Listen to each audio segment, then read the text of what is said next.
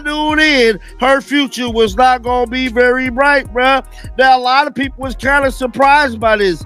I'm not, because I know, you know what I'm saying, what she did to Caitlin Clark was completely unnecessary, and I'm here to tell you guys she's living with that decision today because she is without a job. Breaking news hot off the press. It looked like the push that was heard around the world has cost WNBA player Chennedy Carter her career.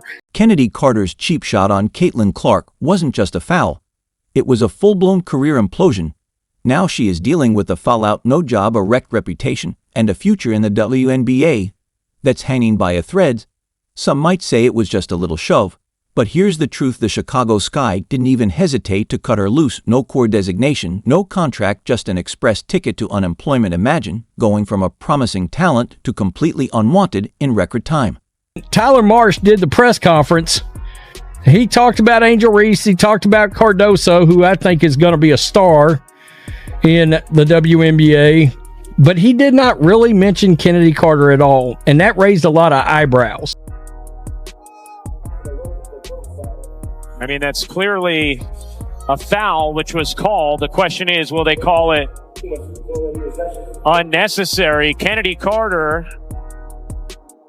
But should we really be surprised? Carter has built a career on bad decisions. She's already burned bridges with multiple teams, and this time she went too far. 3 teams and 0 lessons learned. And now she's out of chance. Push right there was that right there, I believe, was the push that altered her career. And I'm telling you right now, it is not looking good for Chennedy Carter. Seriously, what did she think was going to happen? You don't just shove the face of the WNBA, the league's biggest star, and expect to walk away unscathed. Caitlin Clark isn't just any player. She's the league's golden ticket, the biggest draw in women's basketball, and Carter, well, she just turned herself into the league's most radioactive. Free agent teams are running the other way. When she took it upon herself to put her filthy thug hands on WNBA player Caitlin Clark. For calling someone the B word while literally freaking winding up for a cheap shot. Yeah, that has to be taken into account. And then after the cheap shot, staring over and saying something before walking away. Like, you can't give... Like, that is 3 separate technical foul cases. The moment was a complete disaster for Carter, and we're about to break down exactly how it went down. The Chicago Sky versus Indiana Fever matchup was already tense with emotions running high. The stakes were clear. Clark was dominating as usual, and Carter, she was getting cooked.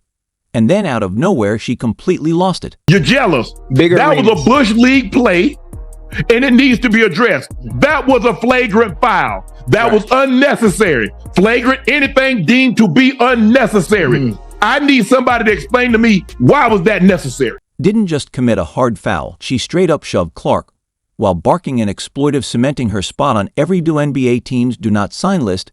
It was a full-on meltdown, an impulsive decision made worse by the fact that everyone was watching. The crowd gasped, the players on the court were stunned. And one by one, every WNBA coach watching mentally crossed Carter's name off their roster. To you a little bit after the Fever I score. answered no Caitlin Clark questions. Did she say anything to you? I don't know what she said. What'd you say to her? I didn't say anything. That's not.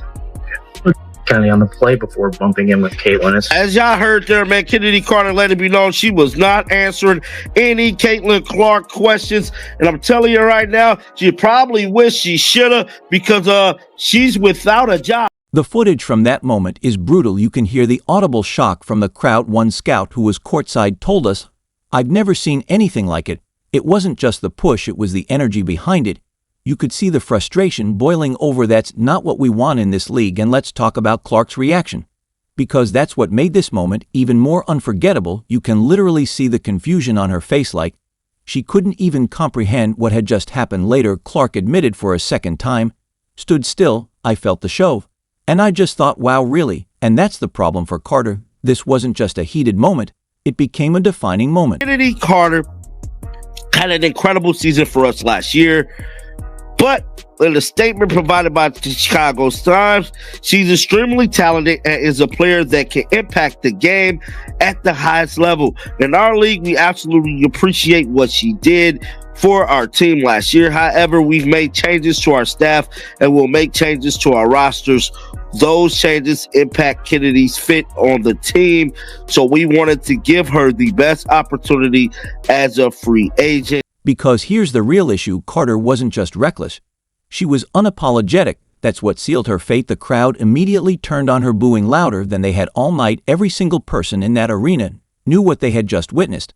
And it's not just fans who took notice. WNBA scouts, executives, and decision-makers were in the building that night. Some of the biggest names in the sport were watching this disaster unfold in real time, and the reaction not good. Look, maybe she's part of the culture problem, but that's very interesting. You know, I assumed, I'm not going to lie to you, I assumed the Chicago Sky was going to bring her back. One scout who has played a role in signing some of the league's top players put it bluntly, it's not just the shove, it's the attitude afterward in this league. We want players who can handle pressure and be role models. Carter showed the exact opposite. That's not someone you want leading your franchise. Let's be honest, Carter didn't just push Caitlin Clark. She shoved her own career off a cliff, and at this point, it's unclear if anyone's willing to catch her on the way down after that shameless cheap shot. Chennedy Carter had a golden opportunity to do some damage control. She could have taken responsibility, apologized, or at the very least acknowledged what happened. But nope, instead, she stood in front of reporters, shrugged it off, and flat out lied, saying, I didn't say anything on the play, before bumping into Caitlin. Said Chennedy Carter not getting an offer from the Sky means one thing. Someone influential in the locker room did not want her on the team. You never let your best offensive player and arguably your best player walk away from nothing unless there are locker room issues. Seriously, that's her response. No remorse, no accountability, just pure denial. Did she really think that if she ignored the problem, it would magically disappear? Spoiler alert, it didn't disappear, it got a whole lot worse. You might be thinking, okay, but she's a talented player, right? Surely that should count for something. Well, guess what? It doesn't, not when you're burning bridges left and right. And the Chicago Sky made that crystal clear when their general manager dropped a bombshell statement about Carter's future with the team. And let's just say it wasn't a ringing endorsement. I mean, she can score with the lights out. I mean, she's pure offense, a pure shooting guard, scoring guard, an instant offense. But if you're a team, do you really want her on the team? I wouldn't. The Sky front office didn't just question Carter's on-court value, they flat out rejected her from their future plans. They made it clear that her fit with the team mattered more than her stat sheet. And that, ladies and gentlemen, is code for she's a locker room nightmare. But wait, it gets juicier. Remember Carter's partner in drama, Angel Reese, the one who was supposed to have her back? Yeah, about that word on the street is that even Reese is done with Carter. How do we know? Well, Reese just unfollowed Carter on social media. And before you roll your eyes and say, so what, it's just Instagram, let's be real, in today's world, that's the digital equivalent of slamming the door in someone's face. It's like a giant flashing neon sign that screams locker room drama. And everybody talk about other NBA and WNBA players not being appreciated. Nobody insulted them. Nobody dismissed their contribution. We were simply saying, despite the contributions for years and years and years, a lot of people didn't care. Fair or not, until Caitlin Clark came along. And it's not just resources inside the Sky organization are saying that multiple teammates are done with Carter, with some even pushing for her to be gone before next season. Can you imagine? 1 minute you're supposed to be a franchise star, and the next your own teammates don't even want you in the building? And then there's the real gut punch. The Chicago Sky didn't just bench Carter, they refused to even offer her a qualifying contract. Let that sink. There is no team wants the cancer in the locker room. Okay, so that raises a great question. Is anybody going to want her? Maybe that's the best question.